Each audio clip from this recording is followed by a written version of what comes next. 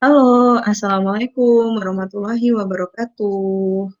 Apa kabar semuanya? Bertemu lagi dengan Bu Puji di kelas Kalkulus 2 ya hari ini. Kita akan belajar Kalkulus 2 dengan materi fungsi transenden.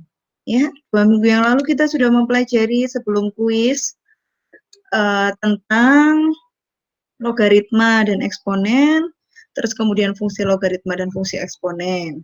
Minggu ini kita akan belajar tentang fungsi inverse dan fungsi inverse trigonometri. Ya, pasti semua sudah kenal ya dengan trigonometri, favorit semua mahasiswa. Ya, jika tidak kenal trigonometri maka bukan engineer, ya, bukan mahasiswa teknik. Oke, sebelum menginjak ke materi utama, saya akan mengingatkan kembali tentang adanya definisi fungsi satu-satu. Ya, fungsi satu-satu atau korespondensi satu-satu, di mana setiap satu domain dia akan memiliki satu pasang range. Ya, jadi di himpunannya itu pasangannya satu-satu. Tidak bisa domainnya bercakap, tidak bisa range-nya bercakap. Jadi tidak berlaku himpunan poligami di dalam fungsi satu-satu. Saya berikan contoh, misalkan suatu fungsi X didefinisikan sebagai akar X. Fungsi ini dikatakan satu-satu pada setiap domain non-negatif karena nilai akar X1-nya tidak sama dengan akar X2 ketika saya ambil X1-nya tidak sama dengan X2. Ya, misalkan Bu, berapa ya saya ambil X1-nya, misalkan 1, X2-nya adalah 4. 1 kan nggak sama dengan 4 ya. Jadi ketika akar 1 hasilnya 1, akar 4 hasilnya 2, maka 1 pun juga tidak sama dengan 2.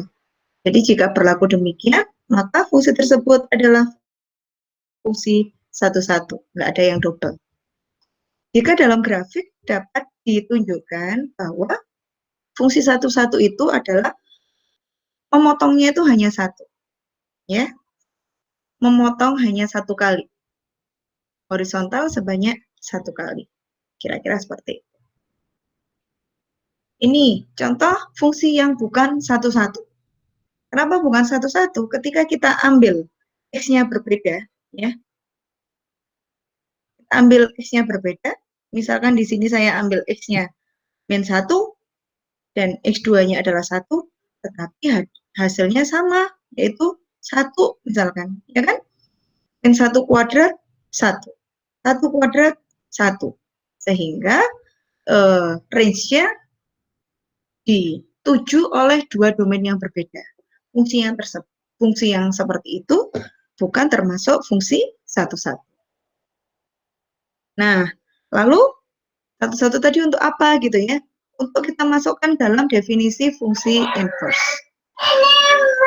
Apakah fungsi inverse itu, ya, misalkan f itu adalah fungsi satu-satu pada domain D dengan range-nya adalah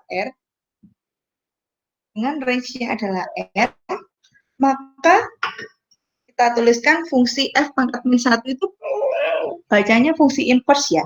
Fungsi f pangkat min 1 dapat didefinisikan sebagai berikut. F inverse B sama dengan A jika FA sama dengan B. Coba kita simak, kita perhatikan. Ya, kita di sini memiliki dua hal yang mirip. Ya, apa? Di sini F inverse B sama dengan A jika FA sama dengan B. A dan B ini adalah lokasinya saling berkebalikan. Saling berkebalikan inilah yang disebut dengan inverse. Saya yakin semuanya hafal.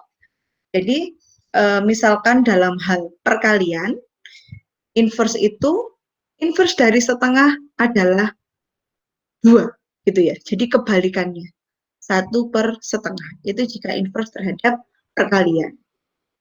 Namun, jika inverse terhadap penjumlahan, misalkan berapa inverse dari 1, berapa kebalikan dari 1? Kebalikan dari 1 adalah min 1. Seperti itu. Nah, namun yang kita pelajari di kalkulus 2 bukan inverse dari bilangan, namun inverse dari fungsi, ya, atau fungsi inverse. Contohnya seperti apa? dari contoh yang tadi dapat kita lihat ya. Misalkan nih, kita ambil X-nya adalah berapa? X-nya 1, X-nya 2, X-nya 3, X-nya 4, dan seterusnya. Ketika X-nya 1, Fx-nya adalah 3. Iya. Ketika X-nya adalah 2, Fx-nya adalah 4,5. Lalu maksud inverse itu apa? Nah, ketika saya balik, Y ini kan sebenarnya kan Fx. Ya, Y itu kan sama dengan Fx. Ketika saya balik, Y-nya adalah kita ambil yang di bawah ini. Ya, kita tulis kembali lah intinya ya, Fx di sini. Lalu kita cari inverse dari Y ini atau inverse dari Fx. Maka hasilnya akan kembali ke X. Ya, misalkan Y-nya 3, 4,5, 7, 10,5, dan seterusnya. Ketika saya inversekan, hasilnya itu akan kembali ke X. Oke? Nah, di sini saya tekankan simbol F-1 ini bacanya inverse. Bukan berarti dia pangkat min 1. Yang artinya 1 pangkat fungsi itu ke bawah. 1 per. Ya, 1 per fungsi itu. Jadi bukan. Jadi min 1 di atas itu adalah fungsi inverse. Nah, apa kaitannya? Kaitan dari fungsi inverse itu adalah fungsi komposisi seperti yang saya jelaskan tadi, ya. Jadi ketika F inverse dikomposisikan dengan F awalnya, atau dengan kata lain, F inverse dari Fx, kita ingat lagi, F inverse dari Y itu adalah Fx, artinya dapat dikatakan F inverse dari Fx, maka hasilnya adalah X. Maka hasilnya adalah X, kembali ke seperti semula. Atau jika pun saya balik, F komposisi F inverse Y, jadi ketika saya balik, F komposisi F inverse Y, gitu ya, artinya F inverse Y ini dimasukkan ke Fx, ya, ini kita masukkan ke sini, maka hasilnya pun adalah Fx. Dan ingat Fx tadi adalah Y, sehingga di sini hasilnya pun juga. Silakan jika diskusikan saat kita buka Google Hangout masing-masing. Oke? Nah, lalu bagaimana proses mencari inverse, Bu? Proses mencari inverse yang pertama, selesaikan persamaan Y sama dengan Fx untuk mendapatkan bentuk X sama dengan F inverse Y, di mana X diekspresikan sebagai fungsi dari Y. Ya, jadi kita balik. Ya, caranya dengan apa?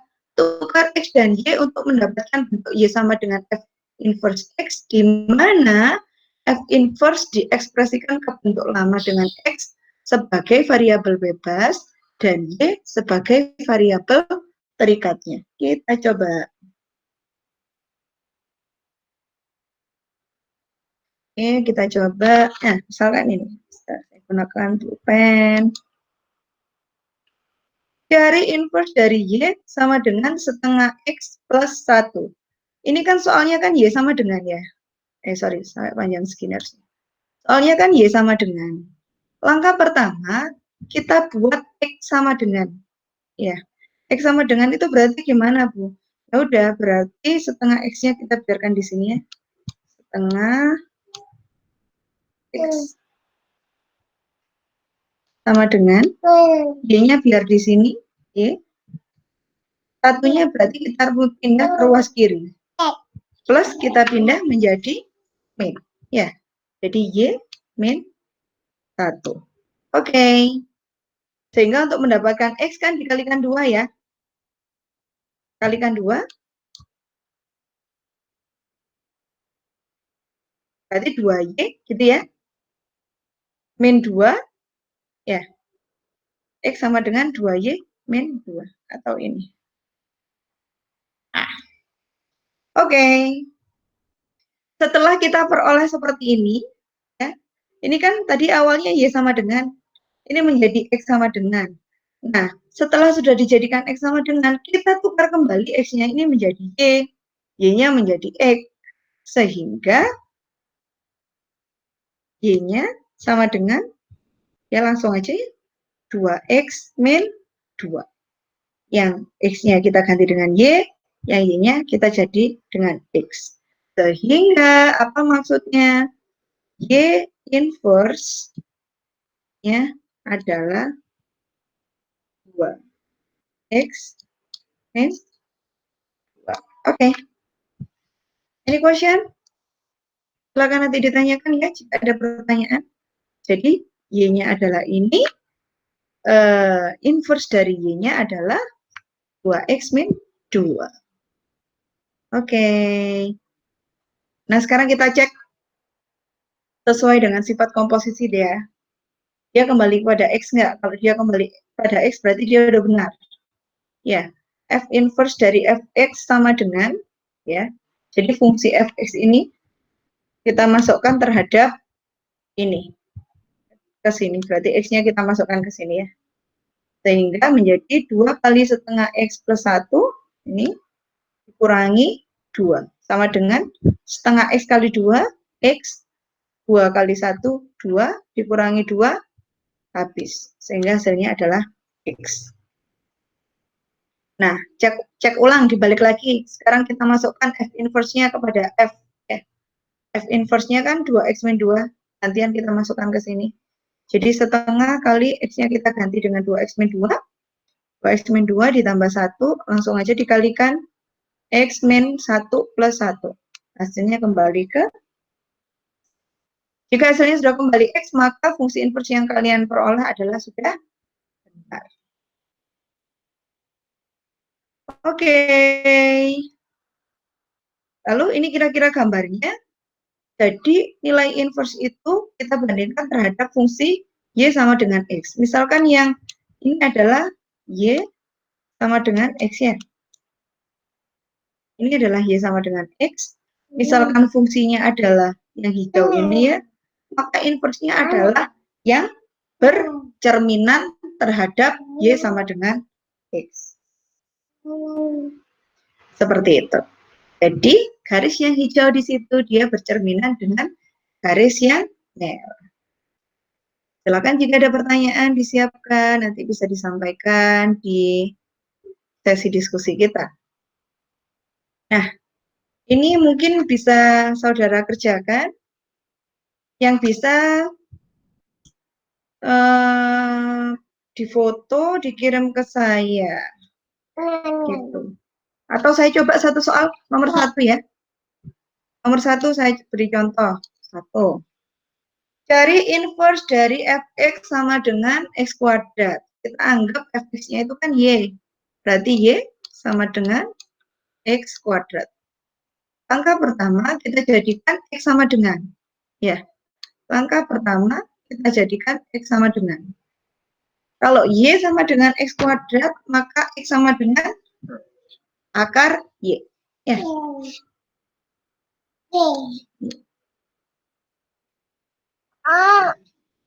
X sama dengan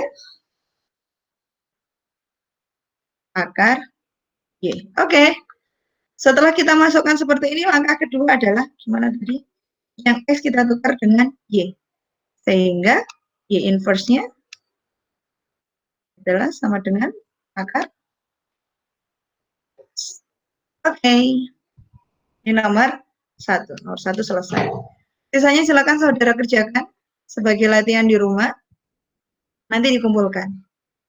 Ya. Selanjutnya. Turunan inverse fungsi diferensial. Ya, jadi jika kita tadi sudah belajar inverse-nya, maka sekarang kita akan belajar tentang turunannya inverse. Ya. Jika kita menghitung turunan dari Fx sama dengan setengah X plus 1, dan inverse-nya adalah 2X min 2, maka kita dengan mudah ya, kalau kita mencari inverse-nya dulu, berarti kan tinggal 2X turunannya adalah 2, gitu ya. Turunan dari ini adalah setengah, gitu aja. Nah, namun kita itu juga bisa menghitung tanpa menghitung satu-satu. Caranya adalah seperti ini. turunan inverse dari Y sama dengan 1 per F aksen X. Atau 1 per F aksen itu adalah turunan ya. Aksennya itu adalah turunan. 1 per turunan dari F inverse X. Seperti itu. Nanti saya rasa Anda mencari inverse-nya dulu tidak susah kalau untuk fungsi yang sederhana. Jadi ketika saya memberi soal dicari turunan inverse, saudara tinggal mencari inverse-nya dulu lalu diturunkan. Seperti itu. Nah, atau kalau tidak kita bisa mengikuti teorema berikut. Ya. Teorema 1. Aturan derivatif untuk inverse. Jika f tadi fungsi memiliki interval di I sebagai domain dan turunan dari X ada dan turunannya tadi tidak pernah bernilai 0 dalam interval tersebut, maka inverse differentiable atau turunan dari inverse pada setiap titik di domain tersebut. Ya, kita gambarkan maka aturannya akan seperti itu. Dan nilai dari inverse yang diturunkan pada titik B pada domain inverse tadi merupakan kebalikan dari nilai F inverse pada titik A sama dengan F inverse dari B. Atau dengan mudah kita bisa melihat di aturan ini. Jadi inverse turunan, ya, turunan dari fungsi yang sudah diinverskan dari B sama dengan 1 per turunan dari fungsi F dari fungsi inverse A. Atau bisa kita buat seperti ini. 1 per turunan dari fungsi F dari fungsi inverse-nya terhadap B. Contoh. Fx sama dengan X pangkat 3 min 2. Hitung nilai turunan dari inverse di X sama dengan 6. Sama dengan F2 tanpa mencari bentuk inverse-nya. Nah, kalau ini kita gunakan rumus ya. Sorry.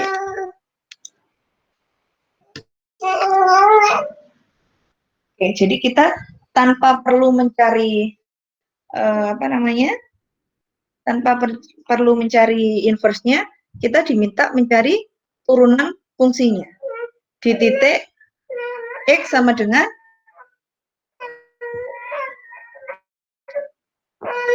X sama dengan 2. X sama dengan 2. Ya.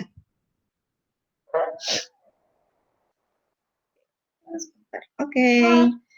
Ya, kita gunakan dengan menggunakan teorema 1. Maka kita masukkan rumusnya. Ada 2 cara. Ya. Kita bisa menggunakan mencari turunannya dulu. Ya. Kita cari turunannya dulu. Ya, dilepas bentar. Turunan dari fungsi fx di titik 2 sama dengan, tinggal kita turunkan aja ya, turunan dari f aksen x, turunan dari fx ya, f aksen x itu turunan dari x. Karena, aduh.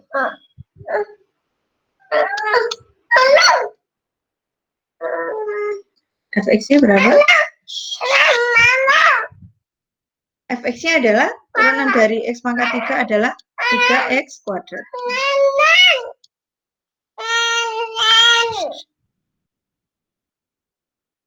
Turunan dari fx adalah 3x kuadrat.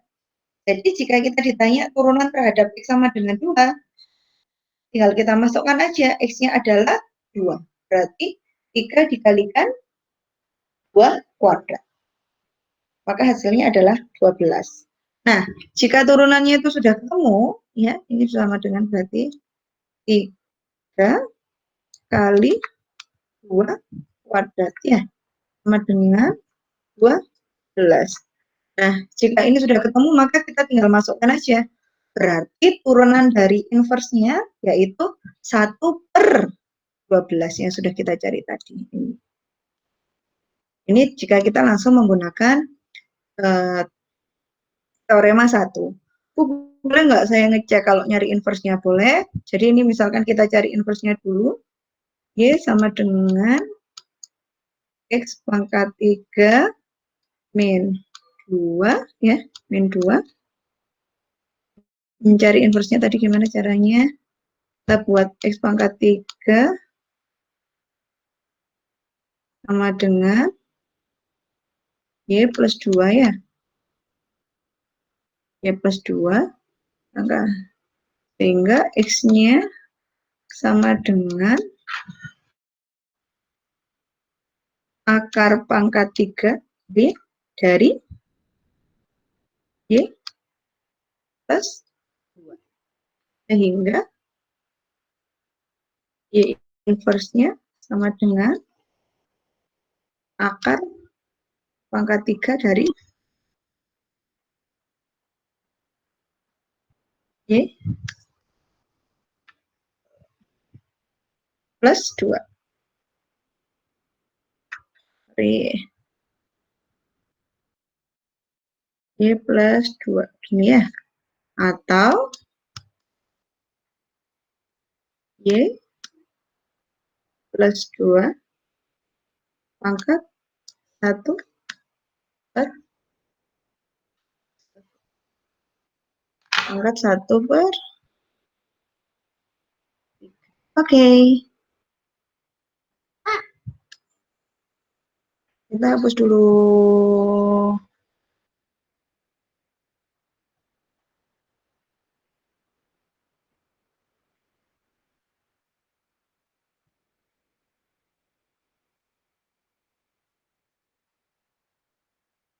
Yang soal langsung ya. Oke. Oh, ada yang langsung. Oke. Kita coba lagi. Jika kita cari inverse-nya tadi kan Y inverse sama dengan akar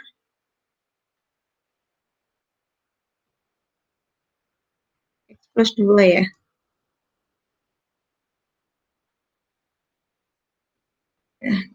Pangkat 3. Ini ya. Lalu kan kita turunkan dulu ya. Kita cari turunannya dulu. Turunan dari inverse. Sama dengan X plus 2 pangkat 1 per 3. Ya. Jadi kan turunannya 1 per 3. Nah, ini yang salah. Tadi kita 1 per 2 ya. 1 per 3 X plus 2 pangkat min 2 per 3 ya. Oke, sudah benar. Kita masukkan 1/3 kali 6 plus 2.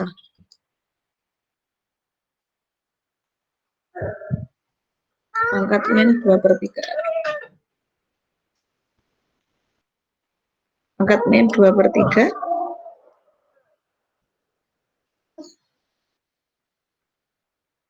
Min 2 per 3. Nah, sama dengan 1 per 3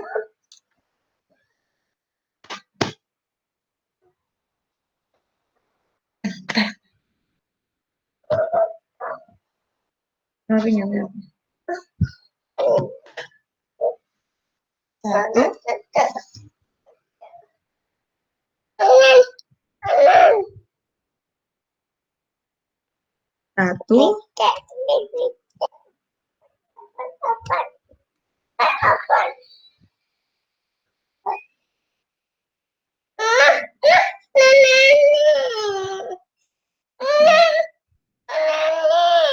bentar ya.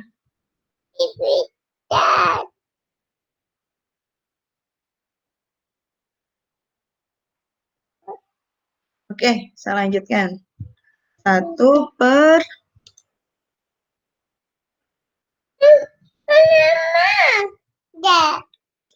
1 per 3 dikalikan 6 tambah 2, 8. Berarti akar 2/3 kan berarti begini, 8 kuadrat dari 3 sama dengan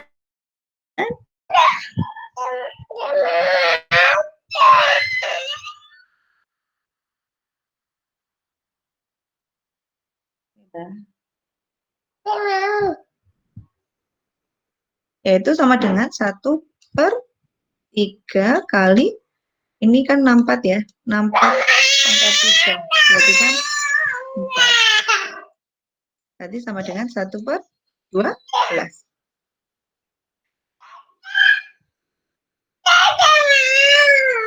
Ya, oke, sudah sesuai ya, saya rasa dengan cara yang sama dan dengan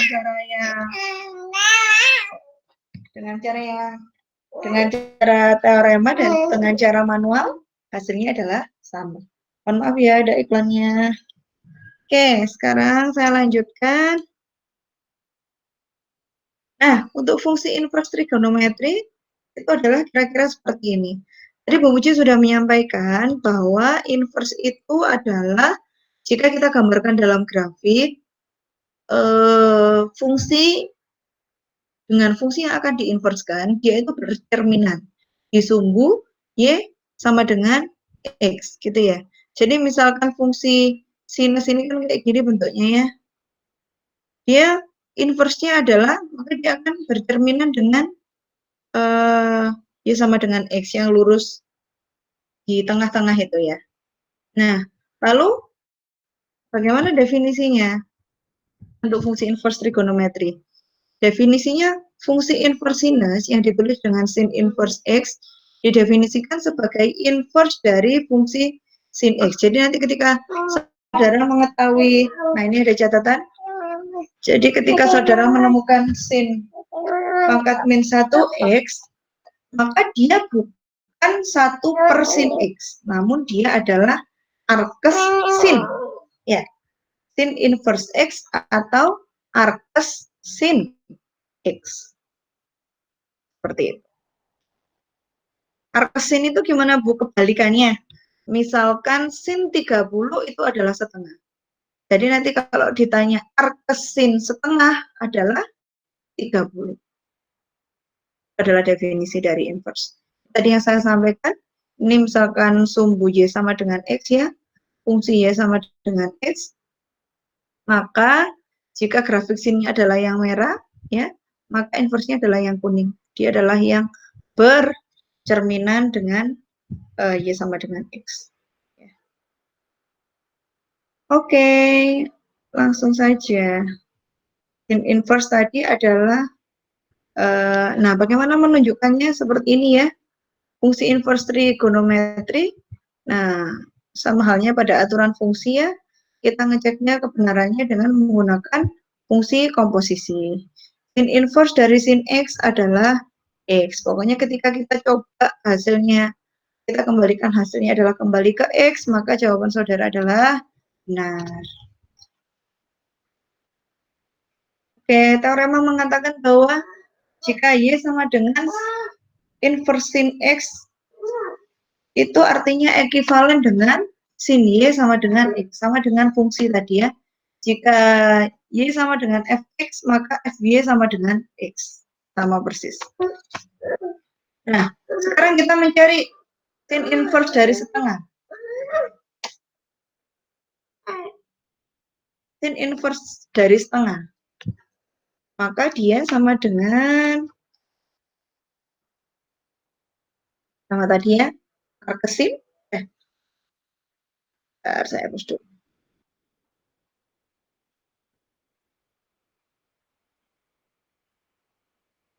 Arkesin,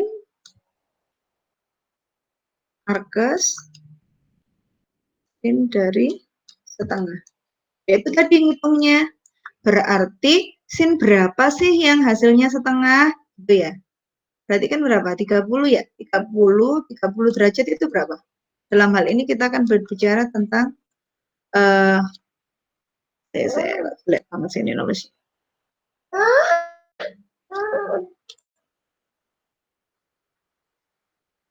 Ya, 30 derajat. 30 derajat. 30 derajat itu kalau kita bentuk ke per pipian gimana? Pipian. Pi per 6 ya. Jadi sama dengan Pi per 6. Oke. Masuk inverse dari sin akar per akar 2 itu artinya sin berapa sih yang hasilnya min 1 per akar 2 gitu ya. 1 per akar 2 itu adalah setengah akar 2. Tadi kita tahu setengah akar 2 itu adalah 45 derajat. Oke, berarti yang harus kita ketahui bagaimana kita mendapatkan minusnya. Ya, minus kan pilihannya di kuadran 3 dan kuadran 4. Kalau kuadran 3 berarti 180 ditambah 45 derajat, berarti 225 ya, derajat. Atau kalau dibuat pi berapa? Berapa pi per 45 itu adalah 180 dibagi 8 ya, dibagi 4 per 4. Berarti ini 45 dikalikan 5 ya, 45 kali 5. Berarti 5 per 4 pi. Oke. Atau bisa juga apa? Minus 45 derajat di kuadran 4 kan.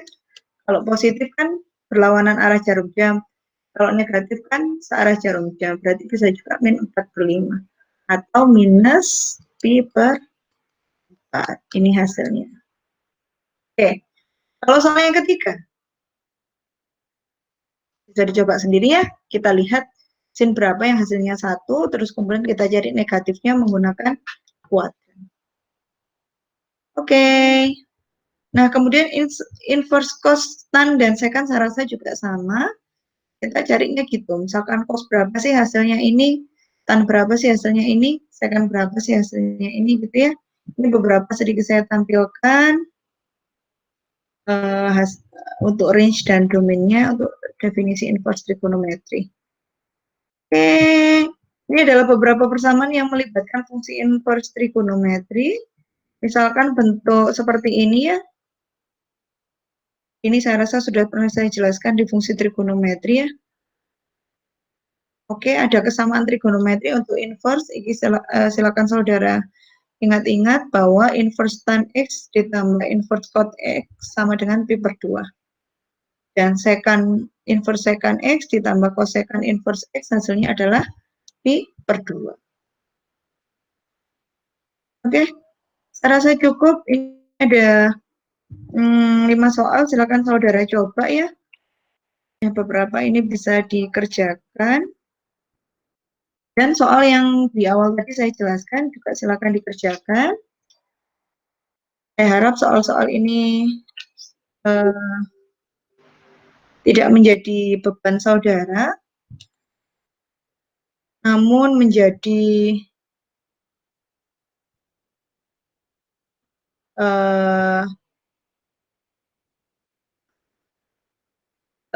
ini ya, penyemangat ya, supaya nggak galau di rumah mikir si doi. Gitu. Oke, saya rasa cukup perkuliahan hari ini. Mohon maaf ada beberapa gangguan, mohon dimaklumi ya, Mama. Silakan jika ada pertanyaan, nanti saudara share bisa melalui Google Classroom atau bisa melalui WhatsApp. Ya, grup WhatsApp. Demikian, terima kasih. Assalamualaikum warahmatullahi wabarakatuh.